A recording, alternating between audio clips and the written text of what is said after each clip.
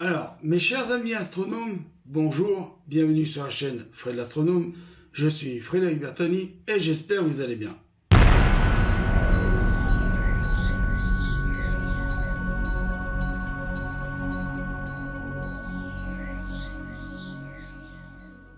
Aujourd'hui, je vais vous présenter trois logiciels. Alors, je vais faire une présentation rapide de ces trois logiciels. Je ne vais pas vous expliquer leur fonctionnalité là. Je vais juste faire une présentation très rapide donc de ces logiciels. Trois, en l'occurrence. Je vous en présenterai d'autres plus tard. Mais là, c'est les trois principaux que j'utilise le plus. D'accord? Donc, je vais commencer à mettre en place donc la capture de l'écran. Et on se retrouve tout de suite avec le premier logiciel que je vous présenterai. Donc voilà mes chers amis, on va regarder le premier logiciel donc, que j'utilise. C'est, alors je vais vous montrer celui-là, c'est International Space Station 2. On va cliquer dessus, on va l'ouvrir. Voilà, il s'ouvre. Donc qu'est-ce que c'est?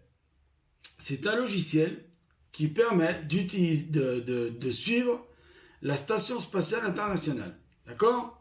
Donc ce logiciel, moi je l'utilise parce que j'aime bien savoir où se trouve la Station Spatiale Internationale.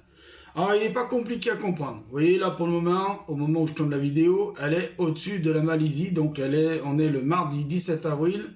Il est 13h33 et 58 secondes. Et donc là, vous voyez, on est au-dessus de la Malaisie. Donc il n'y a rien de compliqué. Vous voyez, c'est ce petit point là. Voilà. Donc là, vous vous dites, mais ouais, il y a des fonctions, machin et tout, nanana, nanana. Ah oui, il y a une fonction. C'est celle-ci, par exemple. Si vous cliquez ici, là, vous voyez ma flèche, là, sur ISS Visibility Zone, voilà. Ça vous met un cercle qui suit en même temps ISS, d'accord? Donc, on peut le déconnecter. Il y a Goto ISS, donc Goto ISS, voilà. Ça cadre, en fait, ISS, d'accord? Il y a Kep ISS Centered, donc là il est sur off, mais si je mets sur on, voilà, là elle va suivre ISS. Alors elle va suivre son mouvement, comme vous voyez ici, Snow Orbit toutes les 3 heures. On peut régler toutes les 12 heures, ou on peut régler toutes les heures. Moi j'aime bien mettre toutes les heures, ça vous la voyez bien bouger, d'accord? My Visibility Zone, bon, ça vous dit où, voilà, où elle passe par chez vous. Vous voyez, ça reste pas longtemps. Faut, ah, bon, ben, ça reclique pas dessus, hein. Goto My Localisation, bon, ça je vais pas vous le montrer parce que sinon ça vous donnerait mes coordonnées où je me trouve, d'accord? Donc je vérifie que ça vous donne pas mes coordonnées. Non, ça me donne pas mes coordonnées où je suis. Voilà. Donc maintenant. On va regarder un truc. Vous voyez là, c'est marqué standard, ici. Standard, si on fait plein, bon, ben, il n'y a pas grand-chose qui se passe, hein, vous voyez, par rapport à standard. Ah, il y a des trucs qui ont changé, mais pas grand-chose. Par contre, si on passe sur satellite, là, ça va changer. Donc, on perd les noms des pays, comme vous pouvez le voir sur l'écran, mais on a une image satellite de la Terre. On peut choisir aussi, donc, hybride. Et hybride, c'est quoi? Ben voilà, hybride, c'est ça. C'est-à-dire que vous avez les noms de toutes les villes, les petits villages et les noms des pays, Malaisie, hein, mer de Java, vous voyez, mer de Flores, là, excusez-moi, je vous montre avec le doigt, mais en fait, il faut que je montre avec la souris. Donc, mer de Java, tout ça, tatati tatata, vous voyez, hein, mer de Timor, vous voyez, là, hein, bon, vous voyez, donc ça dit tout ça. Il y a une autre fonctionnalité, je ne sais pas si ça va plaire à certains, c'est le satellite 3D. Alors, voilà. Donc vous voyez l'intérêt d'avoir un ordinateur quand même assez puissant pour certains logiciels, parce que là, sur un ordinateur pas puissant, le passage de l'un à l'autre, je vous garantis pas que vous ayez... voilà, ça va mettre du temps à calculer tout ça, d'accord? Donc là, c'est satellite hybride, voilà, donc 3D, donc vous voyez, c'est... il n'y a rien, il y a juste les pays, les îles, tout ça, machin, les continents, et il y a la fonctionnalité hybride. Voilà. Donc là, on retrouve les noms, les frontières, vous voyez, les trucs comme ça. Voilà. Et avec la souris, si vous faites un slide à l'avant, vous voyez, vous pouvez faire bouger la map monde. D'accord? Voilà. Par contre, vous perdez votre ISS. Donc vous la retrouvez, hop là, tac, voilà, ISS ici, d'accord? Voilà. Mais moi, je l'utilise plus en hybride comme ça. Hop là, voilà. Vous voyez, tac, on peut se promener, machin, tout ça. Voilà. On peut essayer d'aller voir où elle va passer la prochaine fois. Vous voyez, tac, tac, tac. On peut suivre son parcours et voir où elle va arriver, si elle va passer par chez vous ou pas. Vous voyez là, on fait alors ça s'arrête là la prévision pour le moment, hein. Donc ils n'ont pas calculé là. Alors vous voyez, quand on arrête, ça revient directement sur ISS. D'accord? Alors moi j'ai fait ça en bougeant là, avec la souris, mais on peut faire avec des flèches d'en bas là, vous voyez, il y a des flèches en bas. On peut revenir en arrière, voilà. On peut bouger comme ça, vous voyez, tac, tac, tac, et là vous voyez ça s'arrête là. Si je ne fais rien, boum, ça revient sur ISS. Voilà. Donc ça, c'est le premier logiciel que je voulais vous présenter. Donc on va passer au deuxième. Alors le deuxième, c'est Redshift Premium. Je vais vous montrer, je vais l'ouvrir. Voilà. Donc vous voyez, c'est la marque Martsys USM. C'est un très bon logiciel. Alors à quoi il me sert ce logiciel? Eh bien, il me sert tout simplement à préparer les soirées d'observation. Voilà. Même s'il a plein de fonctionnalités, il a d'énormes fonctionnalités. Par exemple, je sais pas moi, vous voulez aller voir le soleil en 3D. Voilà, ben, vous cliquez, vous avez la petite flèche là, paf, la fusée va jusqu'au soleil et vous avez le soleil en 3D. Voilà. Alors, c'est une représentation graphique, voilà, du soleil. Hein, c'est pas vraiment le soleil, d'accord? C'est pas l'image du soleil en temps réel, hein, d'accord? Voilà. Mais moi, pourquoi j'utilise? Je l'utilise surtout pour ça. Donc déjà, pour le ciel aujourd'hui, donc ils disent aucun événement notable aujourd'hui. Donc, ok. Mais on peut aller voir l'agenda du ciel. Alors l'agenda du ciel, vous voyez, c'est une fenêtre qui s'ouvre. Là, vous avez les événements, donc tous les événements. Là, vous avez les éclipses solaires, les éclipses lunaires, les conjonctions, pluie de météorites. Voilà ce qui vous donne, grosso modo, en prévision. Donc, par exemple, je sais pas, allez, on va aller voir les conjonctions. Voilà. Donc, vous voyez, là, c'est marqué 2020, nanana. Si je fais moins, j'aurai que celle de 2019, excusez-moi. Donc, toutes les conjonctions, voilà, de 2019. Et par exemple, aujourd'hui, nous sommes donc le 17 avril. Bah, vous voyez, il n'y a pas... Alors, attendez, j'ai dépassé... Voilà. Donc, vous voyez, au 17 avril, là, 10 avril. Donc, la prochaine, ce sera le 23 avril. 11h43, Jupiter et la Lune. Voilà, donc ça va se passer en plein jour. Hein. Donc si vous cliquez ici, par exemple, sur afficher l'événement, vous voyez, il vous dit, alors voilà, si c'est pas possible, il vous met un message. L'option afficher l'événement est uniquement disponible pour la Terre. Souhaitez-vous revenir sur Terre? Bon, bah, vous lui dites oui, parce que oui, comme j'avais été voir le soleil avec la fusée, donc je m'étais promené avec le soleil, donc voilà. Donc je suis obligé de revenir sur Terre. Voilà. Donc là, si je zoome sur la Lune, tac, tac, tac, on voit bien que là, il y a la Lune. Et là, on voit bien qu'il y a Jupiter. D'accord? Voilà ce qu'ils appellent une conjonction. Bon.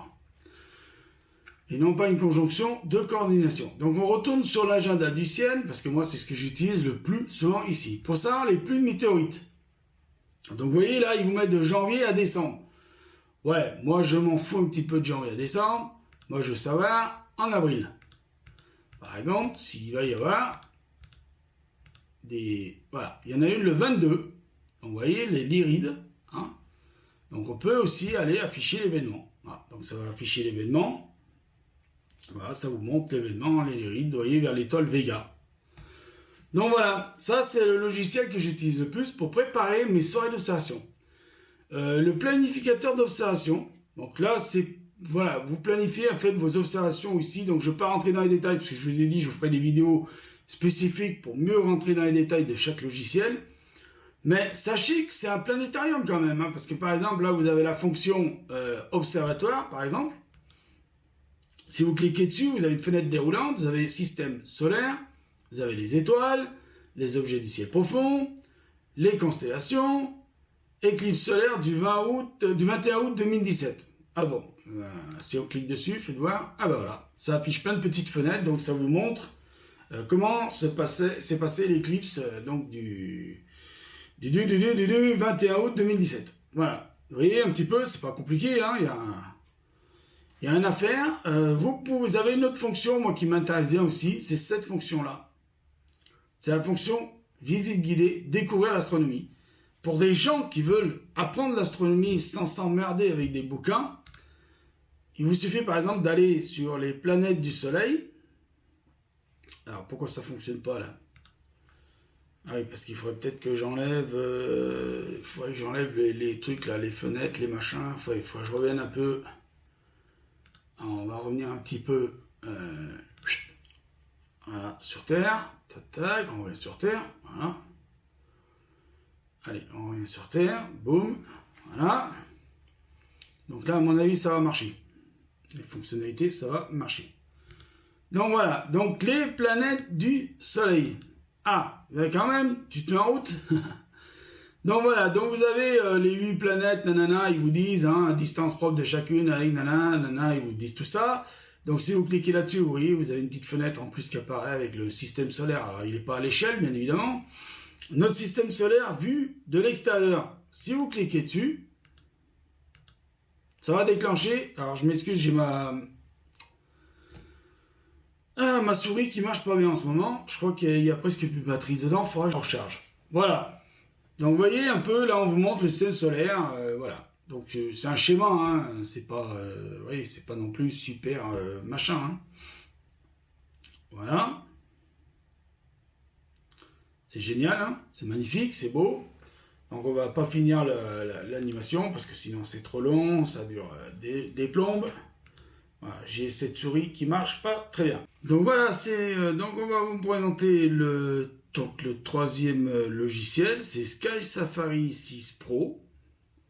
Donc voilà, qui va rentrer en action. Voilà.